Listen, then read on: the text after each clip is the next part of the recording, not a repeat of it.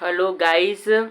आज हम लोग बात करने वाले हैं BSc third year zoology paper first unit number 2 के एक टॉपिक के बारे में, जिसका नाम है energy flow in ecosystem. Hindi में इसको क्या बोलते हैं? पारिस्थितिक तंत्र में ऊर्जा प्रवाह। साथ ही ये जो टॉपिक है वो क्लास 10वीं अध्याय 5 से भी इम्पोर्टेंट है और क्लास 12वीं अध्याय 14 से भी बहुत इम्पोर्टेंट है और विभिन्न कॉम्पिटिटिव एग्ज़ाम्स में भी इससे क्वेश्चन पूछा जाता है। तो आज के इस लेक्चर में पारिस्थितिक तंत्र में ऊर्जा का प्रवाह कैसे होता है, इसी को समझेंगे। स्टार्ट करते हैं। डीप सी हाइड्रोथर्मल इकोसिस्टम को छोड़कर अन्य सभी पारिस्थितिक तंत्रों के लिए ऊर्जा का मुख्य सोर्स सौर ऊर्जा मतलब सोलर एनर्जी है। डीप सी हाइड्रोथर्मल इकोसिस्टम मतलब जो गहरे समुद्र जलीय तापीय पारिस्थितिक तंत्र रहते हैं, इसके अलावा जो अन्य पारिस्थितिक तंत्र है, जैसे तालाब का पारिस्थितिक तंत्र, घास के मैदान का पारिस्थितिक तंत्र, वन पारितंत्र या इसको क्या बोलते हैं, जंगल का पारितंत्र, इन सभी के लिए ऊर्जा का मुख्य स्रोत क्या है? सूर्य ऊर्जा है, या हम बोल सकते हैं इन सभी पारिस्थितिक तंत्रों को ऊर्जा सूर्य से मिलता है। आपतित ऊर्जा इंसिडेंट रेडिएशन का केवल 50% हिस्सा ही फोटोसिंथेटिकली एक्टिव रेडिएशन है। फोटोसिंथेटिकली एक्टिव रेडिएशन को शॉर्ट में PAR से दर्शाते हैं, इसलिए यहाँ पर PAR लिखा है। इसमें से पादप केवल 2 से 10% ऊर्जा को ग्रहण करते हैं एवं यही ऊर्जा समस्त पारिस्थितिक तंत्रों को चलाती है। तो आप लोग जानते हैं जो पौधे होते हैं वो क्या काम करते हैं? सूर्य की प्रकाश की उपस्थिति में और क्लोरोफिल की उपस्थिति में कार्बन डाइऑक्साइड व जल की सहायता से अपने भोजन का निर्माण स्वयं करते हैं। इसे क्या बोलते हैं? प्रकाश संश्लेषण कहते हैं। तो यहाँ पर लिखा है आपतित ऊर्जा। तो जो सूर्य से किरणें निकलती है उसको बोलते हैं आपतित ऊर्जा या इंसिडेंट रेडिएशन या आपतित विकिरण भी इसको बोलते हैं। तो जो आपतित विकिरण है इसका केवल 50% भाग या हिस्सा कौन ग्रहण करते हैं? पौधे ग्रहण करते हैं। और ये जो 50% भाग रहता है वो प्रकाश संश्लेषण की दृष्टि से सक्रिय है या सक्रिय होता है, ठीक है। और इस 50% में से पौधा केवल 2 से 10% ऊर्जा को लेता है या ग्रहण करता है। और फिर इस पौधे को कौन ग्रहण करते हैं? जो भी जीव रहते हैं या उपभोक्ता रहते हैं वो ग्रहण करते हैं। तो इसी से जो ये रहता है पारिस्थितिक तंत्र वो चलता है, ठीक है। तो यहाँ पर लिखा है यही जो ऊर्जा रहता है वो क्या काम करता है? जितने भी पारिस्थितिक तंत्र रहते हैं, जैसे तालाब पारिस्थितिक तंत्र हो गया या वन का पारिस्थितिक तंत्र, इसी से चलता है, ठीक है।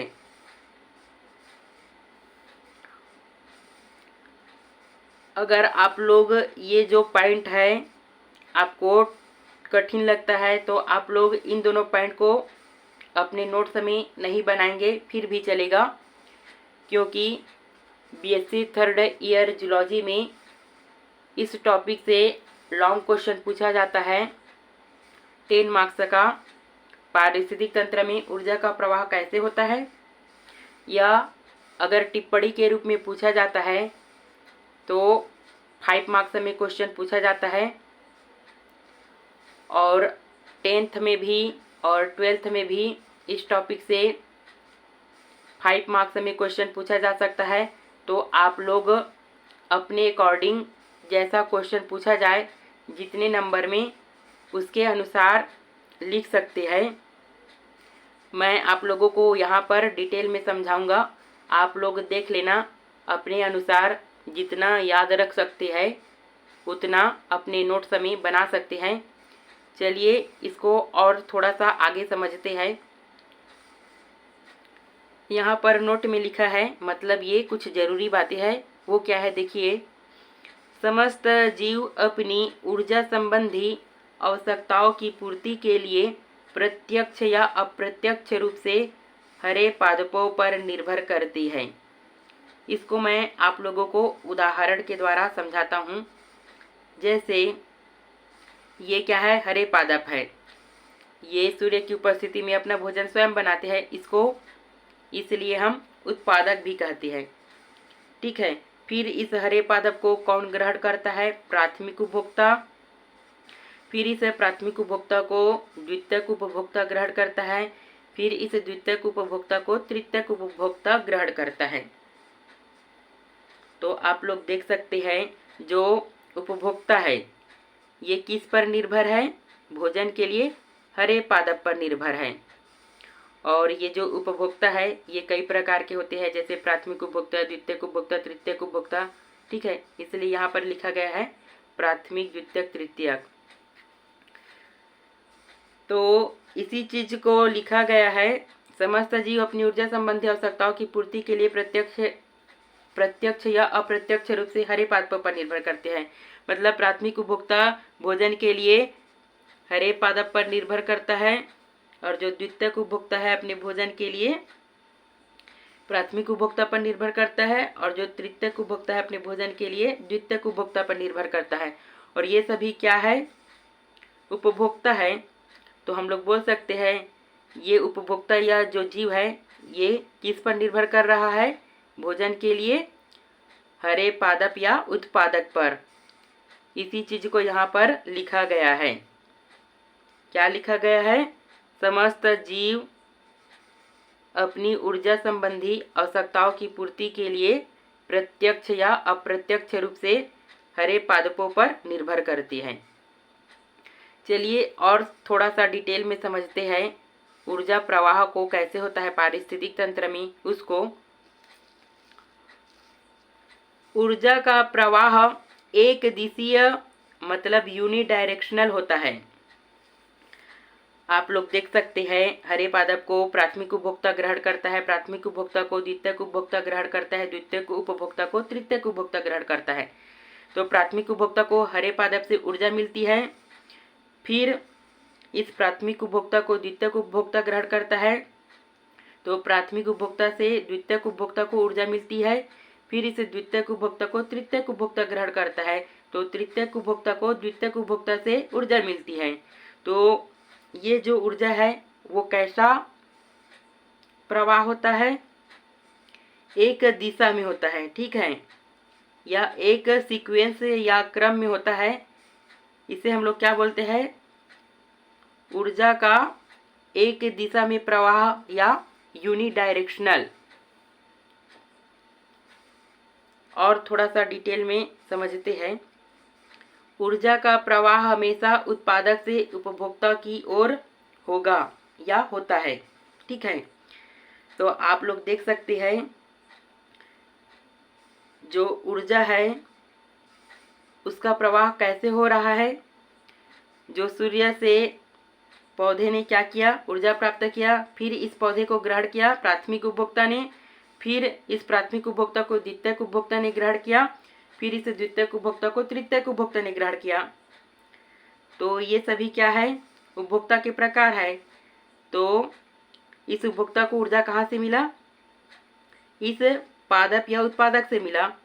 तो ऊर्जा का प्रवाह कैसे हो रहा है, उत्पादक से उपभोक्ता की ओर। ठीक है, इसी को लिखा गया है यहाँ पर। ऊर्जा का प्रवाह हमेशा उत्पादक से उपभोक्ता की ओर होता है, मतलब प्रोड्यूसर से कंज्यूमर की ओर। प्रोड्यूसर को हिंदी में बोलते हैं उत्पादक और कंज्यूमर को हिंदी में बोलते हैं उपभोक्ता।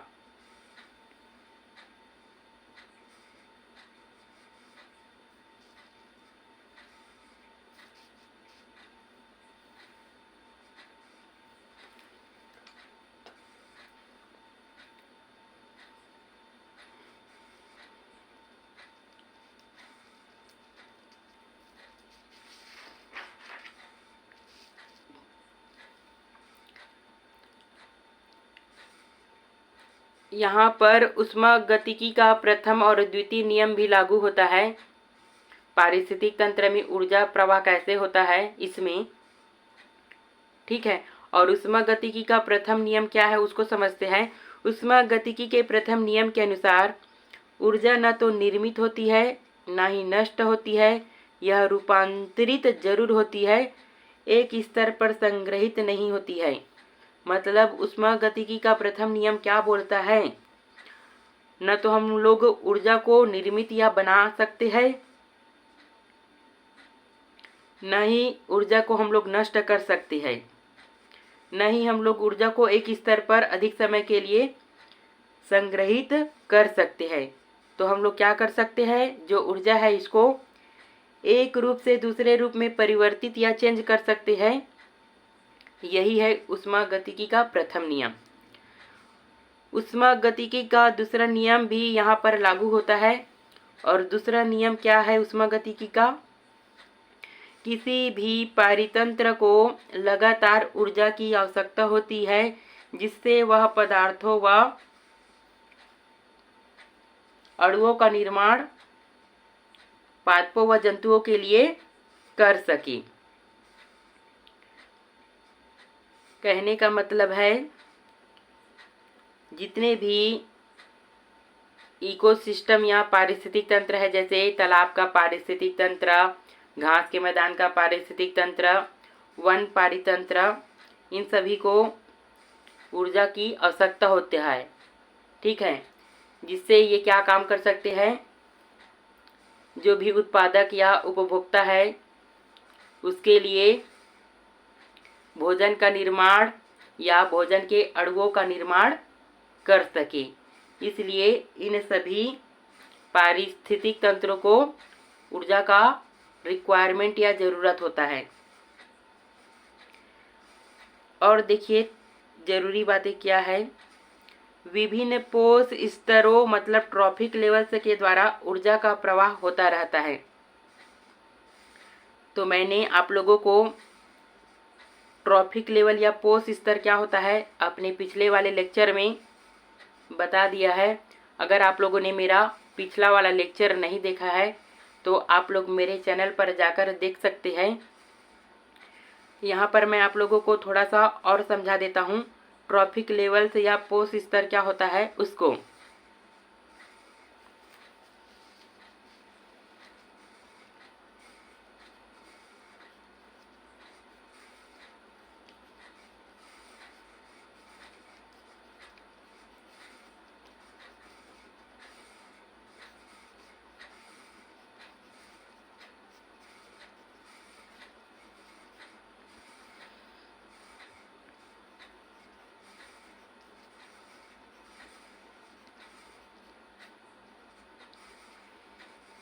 तो ये क्या है, घास के मैदान के पारिस्थितिक तंत्र का खाद्य श्रृंखला है।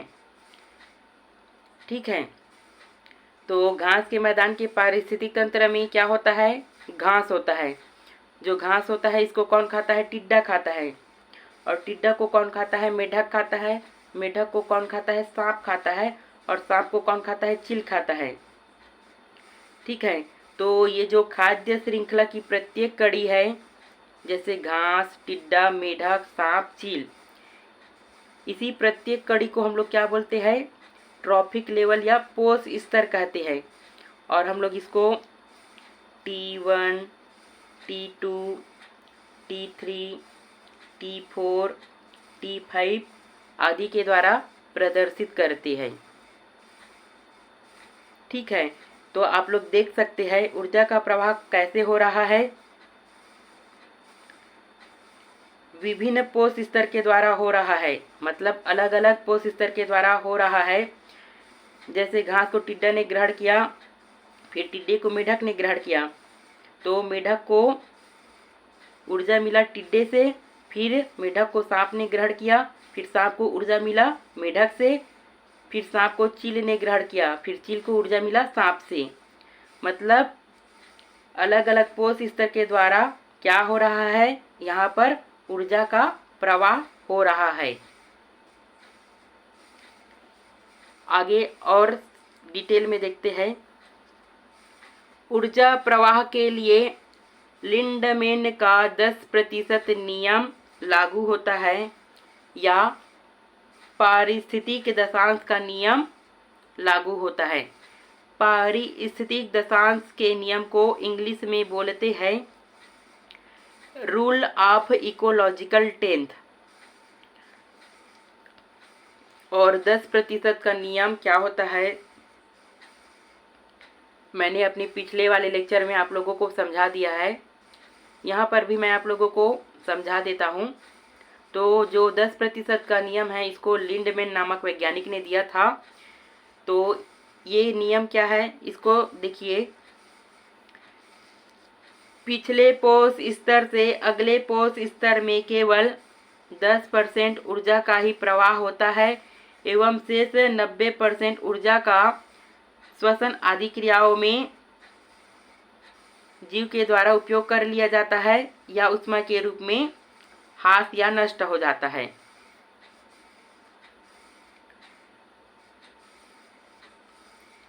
इसको मैं आप लोगों को उदाहरण के द्वारा समझाता हूँ।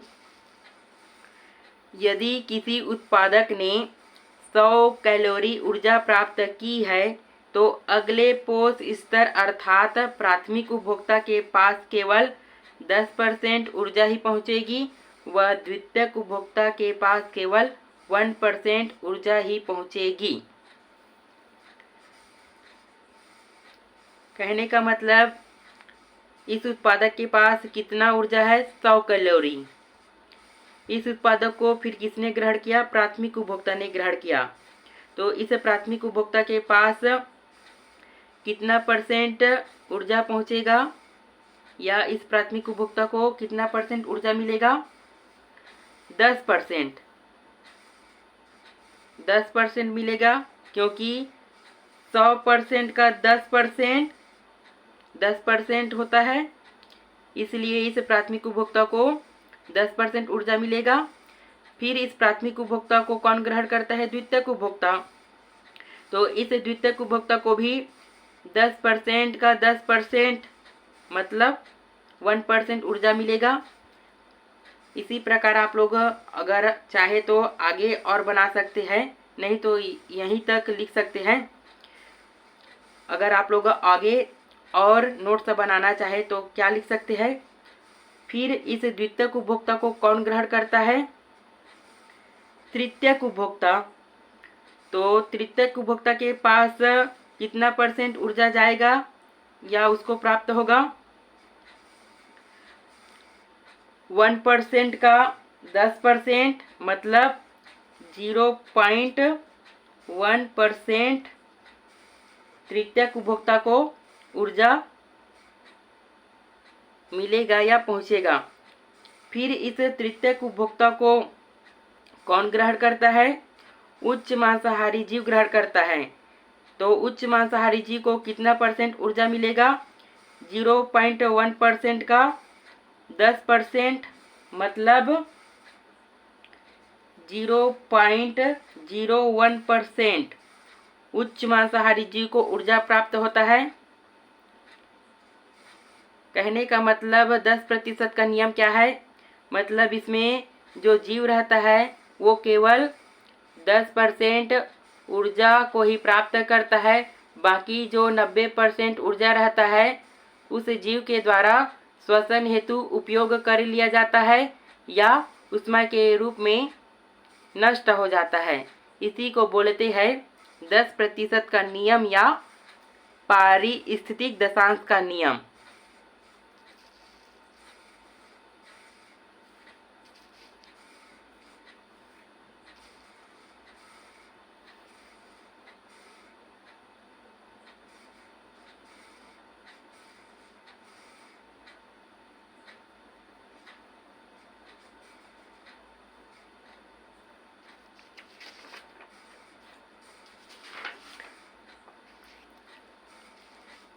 इसको मैं आप लोगों को डायग्राम के द्वारा थोड़ा सा और समझाता हूँ। मान लीजिए कि ये T1 के ऊपर उत्पादक है, सूर्य ऊर्जा से इसको 10% ऊर्जा प्राप्त हुई, तो T2 स्तर के ऊपर 10% पूरी ऊर्जा नहीं जाएगी, केवल 1% ऊर्जा जाएगा, क्योंकि 10% का 10% 1% होता है। अब इस 1% का अगले पोष स्तर के ऊपर ऊर्जा पूरी नहीं जाएगी। 1% का 10% 0.1% होता है, तो 0.1% ऊर्जा जाएगा। फिर अगले पोष स्तर के ऊपर 0.1% का 10% मतलब 0.01% ऊर्जा जाएगा। मतलब हर स्तर के ऊपर पिछले पोष स्तर का केवल 10% ऊर्जा का प्रवाह हो रहा है। बाकी जो ऊर्जा है वो जीव के द्वारा श्वसन हेतु उपयोग किया जाता है या ऊष्मा के रूप में नष्ट हो जाता है। इसे क्या बोलते हैं? लिंडमैन का 10% का नियम कहते हैं।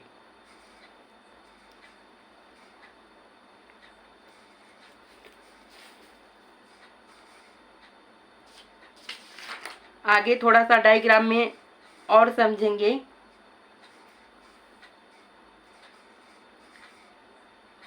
ये जो सौर्य ऊर्जा है इसी को पादप ग्रहण करते हैं। अब ये जो सौर्य ऊर्जा ग्रहण किया है पादप, इसको क्या बोलते हैं? रेडिएंट एनर्जी या विकिरण ऊर्जा। और पादप फिर क्या करते हैं? अकार्बनिक पदार्थों का उपयोग करके इस रेडिएंट एनर्जी को किसमें बदल देते हैं? रासायनिक ऊर्जा में बदल देते हैं। और ये रासायनिक ऊर्जा संचित होती है और आगे काम में आती है, या जो भी पारिस्थितिक तंत्र है उसके द्वारा उपयोग में लिया जाता है इस रासायनिक ऊर्जा को।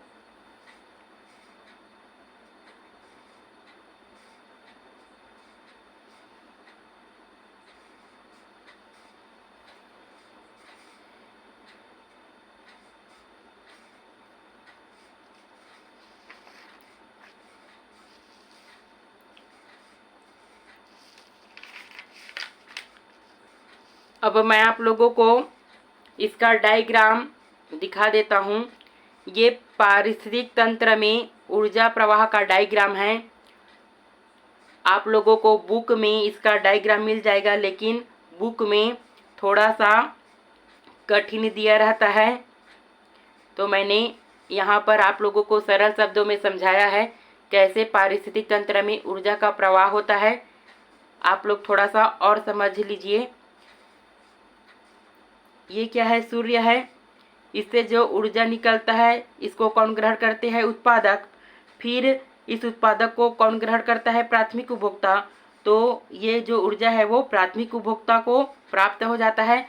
फिर इस प्राथमिक उपभोक्ता को द्वितीयक उपभोक्ता ग्रहण करता है, तो ये जो ऊर्जा है इसे द्वितीयक उपभोक्ता को प्राप्त हो जाता है या द्वितीयक उपभोक्ता में चला जाता है। फिर इस द्वितीयक उपभोक्ता को कौन ग्रहण करता है? तृतीयक उपभोक्ता। तो ये जो ऊर्जा रहता है तृतीयक उपभोक्ता में चला जाता है या तृतीयक उपभोक्ता को प्राप्त हो जाता है। फिर अगर जैसे कोई और उपभोक्ता है जिसको हम लोग उच्च उपभोक्ता कहते हैं, इस तृतीयक उपभोक्ता को ग्रहण करता है, तो ये जो ऊर्जा रहता है वो उच्च उपभोक्ता में चला जाता है। तो इस तरह से जो पारिस्थितिक तंत्र है इसमें ऊर्जा का प्रवाह होता है। तो आप लोग इस वाले चार्ट को बना सकते हैं अपने नोट्स में। ठीक है, अगर ये वीडियो आपको अच्छा लगता है तो प्लीज़ लाइक करें। चैनल पर नए हो तो चैनल को सब्सक्राइब करना ना भूलें। और वीडियो आपको अच्छा लगता है तो अपने दोस्तों के साथ ज़रूर शेयर करें। Thanks for watching.